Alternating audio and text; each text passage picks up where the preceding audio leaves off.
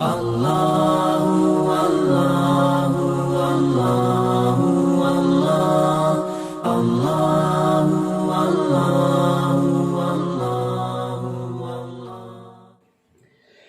قابل صد عزت و تکریم میرے بزرگ اور نوجوان دوستوں، صاحب و ساتھیوں، رجب مرجب کی آج 27 تاریخ ہے اور آہستہ آہستہ یہ مبارک مہینہ اپنے اختتام کی طرف گامزن ہے۔ گزشتہ رات جو گزری ہے وہ 27ویں شب تھی معراج کی۔ اسی مناسبت سے قرآن کریم کی دو مختلف مقامات سے آیات کریمہ تلاوت کی ہیں۔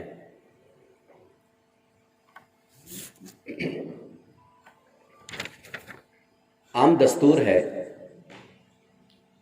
کہ اگر کسی آفس میں انسان کو کوئی کام کرانا ہو تو اس کے لیے ایک اپلیکیشن دینی پڑتی ہے۔ کیا کرنا پڑتا ہے؟ ایک اپلیکیشن دینی پڑتی ہے۔ اپلیکیشن آپ نے دے دی، اب جو اس سیٹ پہ بیٹھا ہوا افسر ہے وہ اس بات کا مجاز ہے کہ وہ درخواست آپ کی اپلیکیشن کو ایکسیپٹ کرتا ہے یا نہیں کرتا۔ دو باتیں، یا تو وہ کرے گا یا نہیں کرے گا، تیسری بات کوئی نہیں۔ تو نماز بھی اللہ تبارک و تعالیٰ کے حضور، اللہ تبارک و تعالیٰ کی بارگاہ میں ایک اپلیکیشن پیش کرنا ہے، ایک درخواست پیش کرنا ہے۔ حدیث پاک میں آتا ہے جس کا مفہوم اس طریقے سے ہے کہ جب سرکار دو عالم صلی اللہ تعالیٰ علیہ وسلم کو جب کوئی مشکل امر پیش آتا تھا تو آپ فوراً اللہ کی طرف متوجہ ہو جایا کرتے تھے، 2 رکعت نماز حاجت پڑھ کر اللہ سے دعا فرمایا کرتے تھے، اور آپ نے یہی تعلیمات صحابہ کرام کو منتقل کی۔ پھر صحابہ کرام نے یہی تعلیمات آگے منتقل، بزرگان دین میں منتقل کی، اور کرتے کرتے کرتے یہی تعلیمات اب ہمارے لیے بھی ہیں۔ یعنی کہ یہ تعلیم ہمیں یہ بتاتی ہے کہ جب تمہیں کوئی مشکل کام پیش آ جائے تو اپنا کنیکشن رب سے جوڑ لو۔ اپنا کنیکشن کیا کرو؟ رب سے جوڑ لو۔ سب سے ہٹ کر رب کے ہو جاؤ، سب سے ہٹ کر رب کی طرف متوجہ ہو جاؤ، تو پھر تمہارے مسئلے حل ہو جائیں گے۔ آج کی گفتگو میں نماز ہی کے متعلق چند گزارشات عرض کروں گا کہ اللہ رب العزت نے یہ جو 5 نمازیں ہمیں دی ہیں، یہ کیوں دی ہیں؟ اس کی لاجک کیا ہے، وجہ کیا ہے؟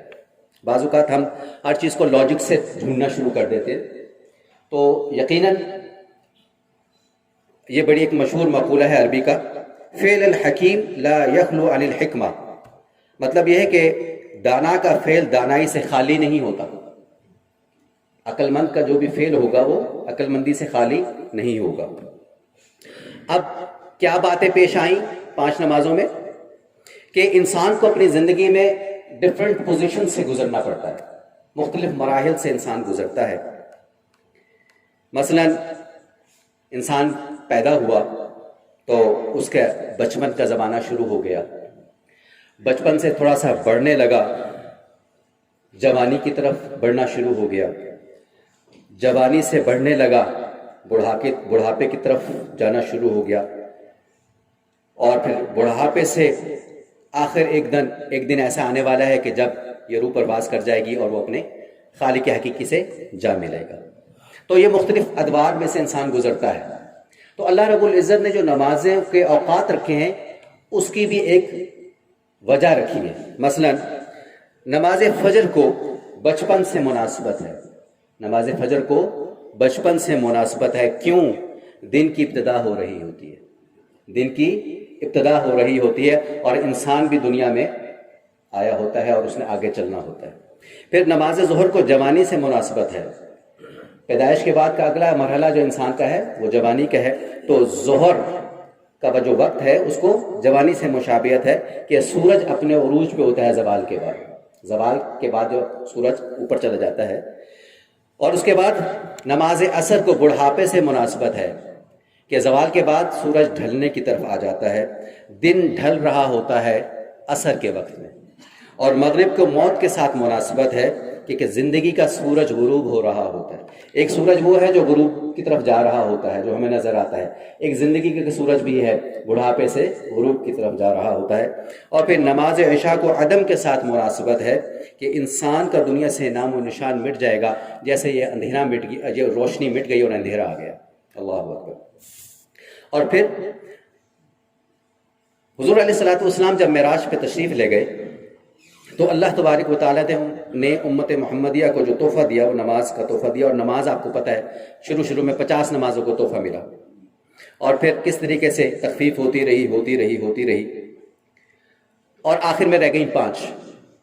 اب جب 5 آ گئی تو پھر قرآن کی ایک آیت کریمہ ہمارے ذہن میں آئی. وہ کیا؟ من جاء بالحسنہ فلہ عشر امثالہا، کہ جو کوئی ایک نیکی کرے گا اس کو 10 گنا بڑھا دیں گے. تو اگر ایک نماز کو ملٹیپلائی کریں 10 سے اور 5 کو کریں 10 سے تو پھر کتنی ہو گئی؟ 50. تو وہ اللہ نے جو بات شروع میں رکھی تھی 50 والی، تو یہ آیت اس کا مصداق بن گئی. اور پھر اللہ رب العزت نے اپنی رحمت کا معاملہ فرمایا. پروردگار عالم نے نقطہ ہٹا دیا 50 کا. 50 ہم لکھتے ہیں 50، تو وہ 0 جو ہے اس کو ہٹا دیا اور امت محمدیہ کے لیے آسانی پیدا کر دی. اور قیامت کے دن رب کریم کی طرف سے اسی نقطہ نوازی کا ظہور ہوگا کہ اللہ رب العزت اس نقطے کو شامل کر کے 50 کے برابر اجر دے دیں گے. اللہ اکبر کبیرہ. اور پھر انسان جو اپنی دنیا کی زندگی میں وقت گزارتا ہے اس کے ساتھ 5 قسم کے حواس خمسہ جڑے ہوئے ہیں. وہ کون سے؟ ایک تو دیکھنے کی اس کی حص ہے جس کو قوت باصرہ کہتے ہیں. ایک دوسری ہے اس کی سننے کی حص ہے جس کو قوت سامعہ کہتے ہیں. اور تیسری سونگنے کی حص ہے جس کو قوت شامہ کہتے ہیں. چوتھی چکھنے کی حص ہے جسے قوت ذائقہ کہتے ہیں. اور 5ویں چھونے کی حص ہے جسے قوت لامسہ کہتے ہیں. یہ 5 حواس خمسہ ہے. تو اللہ تبارک و تعالیٰ نے 5 نمازیں دیکھ کر یہ بتا دیا کہ ہر نماز پڑھتے جاؤ اور اپنی ان نعمتوں کا شکر ادا کرتے جاؤ. نمازیں پڑھتے جاؤ اور ان حواس خمسہ کا شکر ادا کرتے جاؤ. اس کے آگے انسان کی زندگی میں ویسے تو بہت ساری نعمتیں ہیں، لیکن 5 کو بنیادی حیثیت حاصل ہے. وہ کون سی؟ انسان کا کھانا پینا اس میں شامل ہے، انسان کا لباس اس میں شامل ہے، انسان کا رہنے کے لیے مکان اس میں شامل ہے، بیوی بچے شامل ہیں اور سواری شامل ہے. یہ 5 وہ بنیادی چیزیں ہیں جن سے انسان کی ضرورت ہر وقت رہتی ہے. تو جان کا شکر تو یہ ہے کہ کلمہ طیبہ کا ورد کر دے، لا الہ الا اللہ محمد الرسول اللہ. سب پڑھ لے میرے ساتھ مل کر، لا الہ الا اللہ محمد الرسول اللہ. جو شخص اس کلمے کو پڑھ لیتا ہے تو یہ جان کا شکر ادا ہو گیا. پھر جو شخص 5 نمازیں باقاعدگی سے ادا کرتا ہے تو اللہ تبارک و تعالی کی یہ جو 5 نعمتیں گنوائی گئی ہیں ابھی، ان کا شکر ادا ہوتا چلا جاتا ہے.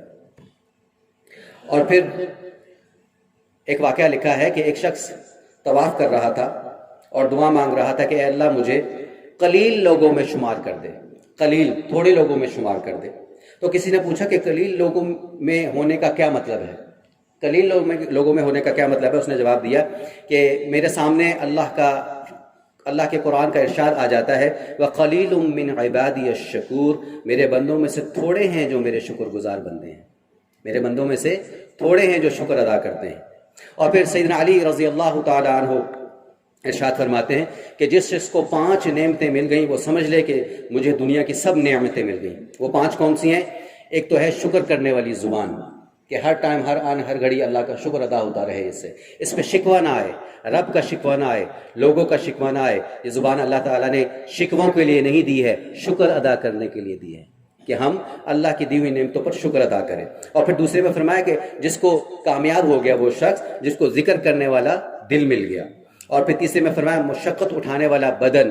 اور چوتھے پہ فرمایا نیک رفیقہ حیات. اور 5ویں میں فرمایا سہولت کی روزی. فرمایا کہ جس شخص کو یہ 5 نعمتیں مل گئیں وہ سمجھ لے کہ اسے دنیا کی ساری نعمتیں مل گئیں. اور پھر اس سے آگے بڑھ کر انسان کی جو پوزیشن ہے 5 طرح کی ہیں. ایک وہ کھڑا ہوتا ہے، پھر وہ بیٹھ جاتا ہے، پھر وہ تھک جائے تو لیٹ جاتا ہے، پھر وہ سوتا ہے اور پھر وہ جاگتا ہے. یہ 5 بنیادی اس کی حالتیں ممکن ہیں. اللہ تبارک و تعالیٰ نے یہ 5 نمازیں دے کر اس پہ اپنی رحمتوں کا نزول کیا کہ یہ نمازیں پڑھتا جائے اور اپنی ہر اٹھنے کی نعمت کا شکر ادا کرے، بیٹھنے کی نعمت کا شکر ادا کرے، اور لیٹنے کی نعمت کا شکر ادا کرے، اور سونے کی نعمت کا شکر ادا کرے۔ بہرحال اللہ تبارک و تعالیٰ سے دعا ہے کہ اللہ تعالیٰ ہمیں نمازوں کو اہتمام سے وقت پہ ادا کرنے کی توفیق نصیب فرمائے۔ حضرت علی رضی اللہ تعالیٰ عنہ کا ایک اور قول مبارک ہے، وہ آپ کے سامنے شیئر کرتا ہوں کہ حضرت علی رضی اللہ عنہ فرماتے ہیں کہ جب میرا جی یہ چاہتا ہے کہ میں اللہ سے باتیں کروں تو میں نماز شروع کر دیتا ہوں، اور جب میرا جی یہ چاہتا ہے کہ اللہ مجھ سے باتیں کرے تو میں قرآن کی تلاوت شروع کر دیتا ہوں۔ تو آج ہمیں بھی اسی فکر کی ضرورت ہے کہ ہمارا نمازوں میں دل لگ جائے۔ دل کیوں نہیں لگتا نمازوں میں؟ اس کی ایک خاص وجہ ہے۔ اس وجہ کی ڈیٹیل ابھی اس مختصر سے وقت میں تو نہیں آ سکتے، انشاءاللہ اگلے جمعے میں اس کی ڈیٹیل کو عرض کیا جائے گا کہ نماز میں دل کیوں نہیں لگتا۔ دل تو مرکز ہے، جب دل کے راستے صاف ہوں گے تو پھر نماز میں دل بھی لگے گا۔ اور ایمان دل تک پہنچتا ہے 5 ذرائع سے: آنکھ کے ذریعے سے، دماغ کے ذریعے سے، سماعت کے ذریعے سے، زبان کے ذریعے سے، اور سوچ و فکر کے ذریعے سے۔ یہ 5 ذرائع ہیں جن کے ذریعے سے ایمان دل تک پہنچتا ہے۔ اب یہ 5 ذرائع جب کلیئر ہوں گے تو دل پاک ہو جائے گا۔ جب دل پاک ہو تو پھر نماز میں دل بھی لگے گا۔ اس کی مزید ڈیٹیل ہے، اس کی انشاءاللہ اگلی باتیں اگلے جمعے عرض کی جائیں گی۔ اللہ تعالیٰ سے دعا ہے کہ اللہ رب العزت ہمیں اس کی فکر سمجھ عطا فرمائے اور نمازوں کو اہتمام سے ادا کرنے کی توفیق نصیب فرمائے۔